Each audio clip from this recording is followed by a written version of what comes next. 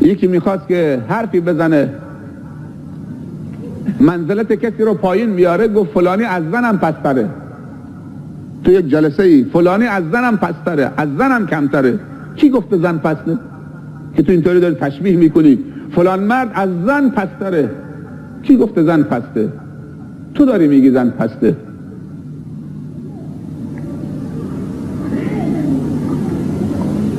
زنهایی بودن که به کمال رسیدن که هزارها مرد نفسشون نمیرسه، به ناخنشون نمیارزه.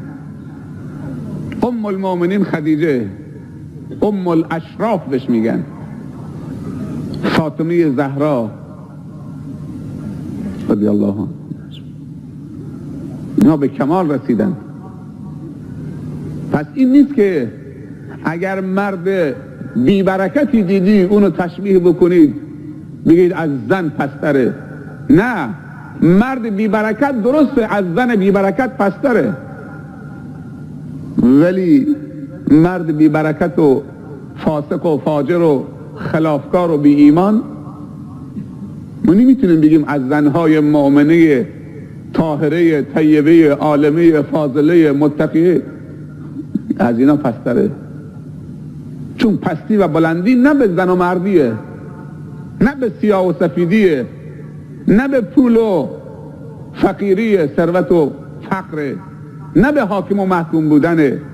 پستی و بلندی میدونی در نزد خدا و نظر خدا و دین خدا و پیغمبر خدا و دین اسلام چیه؟ پستی و بلندی به تقوا و بی تقواییه.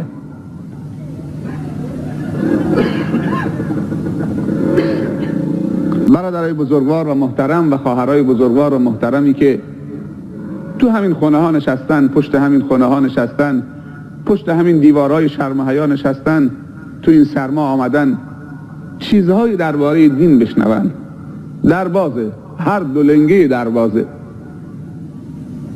اگر زنی سبقت گرفت آمد و مردی عقب افتاد، بالاخره خدا به خودش داده. این زن حرکت کرده خدا بهش داده، اون مرد بوده حرکت نکرده خدا بهش نداده. برکت در حرکته، برکت در حرکته. برادرای تبلیغی همیشه میگن که رحمت همراه زحمته و برکت همراه حرکته. واقعا هم راست میگن، خدا حفظشون بکنه. تا انسان در راه رسیدن به خدا متحمل زحمت نشه، رحمت نصیبش نمیشه. اونایی که بیشتر زحمت متحمل شدن، زحمت کشیدن، بیشتر بر اونها رحمت نازل شده. پیامبران از همه کس بیشتر زحمت کشیدن برای انسانها. باور بکنید کی رفتن هنوز مردم درود و سلام بر اونها میفرستن، هر وقتی اسمشون میاد. پس باید حرکت بکنیم برای سعادت و خوشبختی خودمون، برای اولادمون، برای دنیامون، برای آخرتمون، برای همه باید حرکت بکنیم. شادی شادی دله. وقتی دل در اون معصیت نباشه، حب معصیت نباشه، بگو دستی ارکستر هم نباشه، اون شاده. وقتی دل مملو از حب معصیت باشه و بی ایمانی و بی شرم و حیایی باشه و قصد و مقصد بد باشه، حالا بگو دستی ارکستر هم باشه، خنده هم بکنن، این دل خرابه. اون غم شادی نیست، شادی شادی دله. و میدونی خوشحالی دل چه خوشحالیه؟